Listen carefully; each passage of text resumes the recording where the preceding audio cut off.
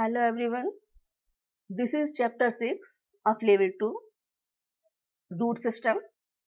The root system is the descending portion of the plant axis. When a seed germinates, radicle is the first organ to come out. It elongates to form primary or the taproot.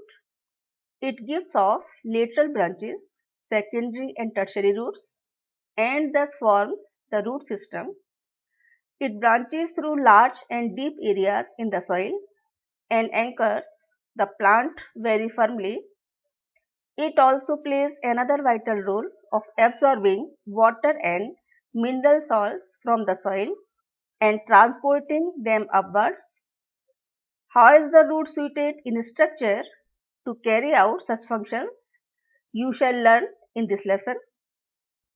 These are the objectives. After studying this lesson, you will be able to learn, define and identify root, distinguish between different types of root systems, describe and illustrate different regions of a root apex, describe various modifications and functions of roots, describe and distinguish between primary structure of dicot and monocot root, illustrate and explain the mode of secondary growth in a dicot root, describe the deep-seated origin of lateral roots. Characters, main features of root by which you can recognize. These are non-green due to absence of chlorophyll, not divided into nodes and internodes, absence of leaves and buds. Roots are positively geotropic, it means grow towards gravity, positively hydrotropic, it means grow towards water, and negatively phototropic, grow away from light. Types of root system. Root system are mainly of two types. Taproot system. It is the root system that develops from the radicle and continues as the primary root which gives off lateral roots. They provide very strong anchorage as they are able to reach very deep into the soil. It is the main root system of dicot, gram, China rose, neem, etc. Fibrous root system. In this root system, the primary root is short-lived. A cluster of slender fiber-like roots arises from the base of the radicle and plumule, which constitute the fibrous root system. They do not branch profusely, are shallow and spread horizontally, hence cannot provide strong anchorage. Fibrous root system is the main root system of monocot. Example maize, grasses, wheat, etc. You can see here, this is the taproot system. Second one is adventitious root system. Taproot directly arises from the radicle and adventitious other part than the radicle. Regions of root. Apical region of root of any root system shows the same zones or regions as can be seen in figure. A longitudinal section of root apex show the following structures. Number 1, root cap region. It is a thimble-like structure produced by meristematic zone. Meristematic means dividing zone and protects the tender apex from hard soil particles. As the root grows further down in soil, root cap wears out, but it is constantly renewed. In aquatic plants, root cap is like a loose thimble called root packet. Region of meristematic cells. It is a small region of actively dividing cells called the apical meristem. It consists of dermatogen, outermost layer whose cells mature into epibeloma and root cap. Next is peribelum, inner to dermatogen whose cells mature into cortex, and last is plerome, central region whose cells mature into stele. In monocots, cap is formed by independent group of cells known as calyptrogen. It means this region is made up of three types of cells: dermatogen, peribelum and plerome. Region of elongation. lies next to the meristematic region. The cells elongate and enlarge to make the root grows in length. Next is region of maturation. Lies next to the region of elongation. The cells mature and differentiate into various tissues constituting root hairs or pyliferous region, having unicellular hairs which absorb water and mineral salts from soil, and permanent region which lies behind the root hair zone and is without hairs. It produces lateral roots, anchors the plant in soil and conducts water and minerals upward. In maize root tips, Claus 1958 discovered a central cup-like reservoir of inactive cells lying between the root cap and the active meristematic region called the quiescent center. These cells become active whenever the previously active meristematic cells are damaged. This is the structure. Apical portion you can see here. Root cap, after it growing region, root hair region, last one is permanent region.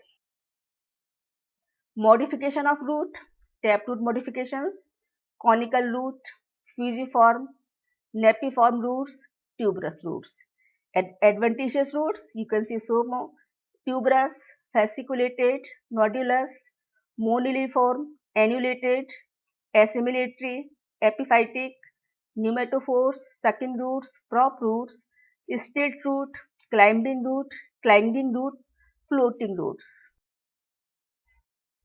So taproot modification, after it you can see the diagram. Taprooted, conical, fusiform, napiform and tuberous. Conical is base is broad and taper gradually towards apex. Example is carrot. Second is fusiform, swollen in middle, tapering towards both ends like radish. Napiform is spherical at base, tapering sharply towards the tip. Example turnip. Tuberous, thick and fleshy with no definite shape, folicular plant. Structure you can see here, and you can differentiate very clearly. Tuberous, fasciculated, nodulous, moniliform, annulated. You have to make same study notes one by one. And modification for absorbing atmospheric moisture, epiphytic roots. Aerial roots of epiphytes are orchids, greenish and covered with spongy tissue. This is known as velamen tissue, with which they absorb atmospheric moisture. Next, you can see in the diagram, these are all types of fibrous roots. Adventitious root modifications, tuberous, sweet potato, fasciculated, dahlia, nodulous root, mango, moniliform, grasses, annulated, ipecac, assimilatory and epiphytic roots, orchid. Modification for better gaseous exchange. Next is pneumatophores. Some root grow vertically up or respiratory roots. These are negatively geotropic into air. Exposed root tips possess minute pores through which roots transpire, appear like conical spike coming out of water. Modification for sucking nutrition from host sucking roots or hostoria. These are like parasitic plants give out sucking roots or hostoria which penetrate living host plant and suck food. You can see this in figure. Next one is prop roots. Roots develop from tree branches, hang downward and ultimately penetrate the ground, thus support heavy branches. Second is stilt root. Extra root developing from nodes near the base of stem, grow obliquely and penetrate the soil, giving strong anchorage. Next, third, climbing root. Weak climbers twine around and clasp the support with the help of climbing roots arising from their roots. Number 4, clanging roots. Special clanging roots arise, enter the surfaces of support and fix the epiphyte. Next is modification for buoyancy and respiration. Floating roots. Spongy floating roots filled with air arise from nodes of some aquatic plants and help in floating and respiration. The great banyan tree in Sipur, Kolkata is more than 200 years old, forming a crown of over 404 meters in circumference and has about 1600 prop roots. Functions of root: anchorage. Root anchor the plant firmly to the soil. This is the mechanical function. Absorption. Root absorb water and mineral salts and conduct them upward. This is the physiological function. Special functions: by undergoing modifications in their structure, roots perform special physiological functions like food storage, assimilation, absorption of atmospheric moisture, sucking food from host, better gaseous exchange, and mechanical functions like floating, buoyancy, stronger anchorage, and climbing. Primary structure of root: dicot root. A thin section of dicot root shows the following structures: epibeloma, single outermost layer of thin walled cells. Some cells are prolonged to form unicellular root hairs.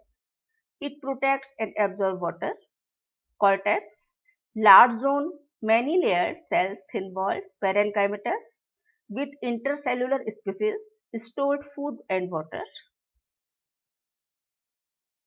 A portion of dicot root in transverse section, you can see here in endodermis, innermost layer of cortex, cells barrel shaped, closely pegged, show band-like thickening on their radial walls called Casparian strips. Some cells opposite the protoxylem which lack these strips are called passage cells. They help in the movement of water and dissolved salts from cortex directly into xylem. Still, all tissues inner to endodermis comprise still. Pericycle. Inner to endodermis lies a single layer of pericycle.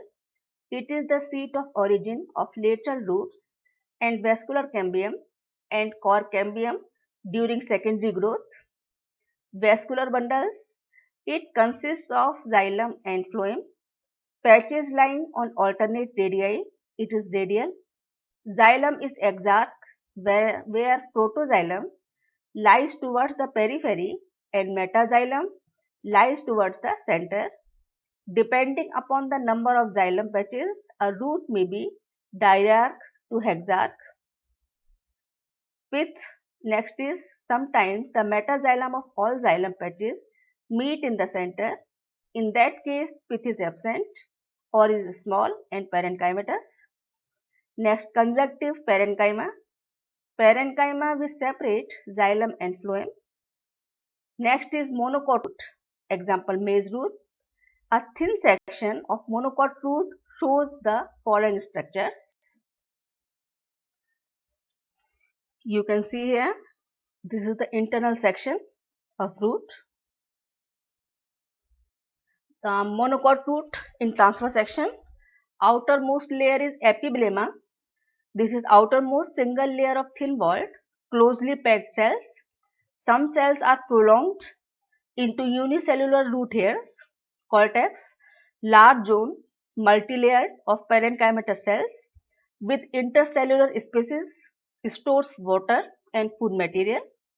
Endodermis, innermost layer of cortex with characteristic Casparian strips and passage cells. Next is stele. All the tissue inner to endodermis is called stele. Next is pericycle.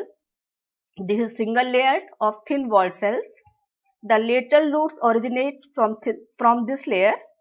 Vascular bundles. It consists of many patches of xylem and phloem arranged radially. The xylem is exarch and polyarch. Pith lies in the center. Large, well developed parenchymatous or sclerenchymatous stores food. Then conjunctive parenchyma lies in between strands of xylem and phloem. The anatomical differences between dicot and monocot, these can be studied from the following table. Characters, dicot and monocot. Number of vascular bundles in dicot 2 to 6, in monocot many. Pericycle, seat of origin of lateral roots, vascular and cork cambium, but in monocot, seat of origin of lateral roots only. Cambium present in dicot, absent in monocot. Secondary growth present in dicot, absent in monocot. Pith in dicot very small or absent, but in monocot pith is large. Origin of lateral roots. The origin of lateral root is endogenous from deeper layer. The seat of its origin is pericycle, where cells opposite protoxylem divide and form a hump in the endodermis. The hump penetrates into the cortex. Later, the hump differentiates into three regions of the root apex: dermatogen, peribulum, and plerome. Finally, the lateral root comes out. The number of lateral roots correspond to the number of xylem bundles. Secondary growth in dicot. The roots grow in length with the help of apical meristem. It is called primary growth. Apart from primary growth, roots grow in width. They increase in girth. This increase is called secondary growth. It is found only in dicot roots. The tissue involved in secondary growth are lateral meristem, vascular cambium, and cork cambium. It is important to remember that the vascular cambium and cork cambium are secondary in origin and arise from pericycle. Secondary growth is as follows. Pericycle cells outside the protoxylem divide to form a strip of cambium. Another strip of vascular cambium appears in the conjunctive tissue on the inner side of phloem bundle. These two vascular cambium strips join laterally to form a ring which may initially be wavy but later become circular due to overproduction of secondary xylem tissue inner to primary phloem. Cambium cells consist of brick-shaped cells which divide and add cells on its either side towards periphery and towards center. Those added towards the periphery differentiate into secondary phloem, and the one formed towards the center differentiate into secondary xylem. TS of dicot root. Later stages in secondary growth. Secondary tissue formed outer to the protoxylem bundle differentiates into prominent primary medullary ray. Thus, protoxylem does not get crushed. Later, cork cambium also differentiate in the pericycle. You can see this in the figure. It differentiates them. The cork cambium divides and gives rise to cork towards outside and secondary cortex towards inside. Cork is also known as phloem and cortex is known as, secondary cortex is also known as phalloderm. So all the three, phallogen, phloem and phalloderm, together form the periderm of the root and has protective function. Finally, all the primary tissue outside the developing cork are slowed off. This is the structure. What you have learnt? Radical elongates to form the primary or taproot. Roots are non-grained due to the absence of chlorophyll, lack nodes and internodes, leaves and buds. They grow towards gravity and water but away from light. Root system are of two types: taproot system and fibrous root system. Taproot develop from the radical, while adventitious roots develop from any part of the plant except taproot. Apical region of root has four regions, namely root cap region, region of meristematic cells, region of elongation, and region of maturation. Main function of root are anchorage and absorption. In some plants, roots undergo modifications in their structure to perform special physiological functions: food storage, assimilation, respiration, absorption of atmospheric moisture, and sucking nutrients from host plants, and mechanical functions Stronger anchorage, climbing, buoyancy. Internal structure of root shows unicellular hairs, single-layered epibeloma, large cortex, prominent endodermis with casparin strips and some passage cells. The stele consists of single-layered pericycle, radial vascular bundle, exact xylem and pith. Dicot root differ from monocot root in having lesser number of vascular bundles, very small pith, and presence of cambium.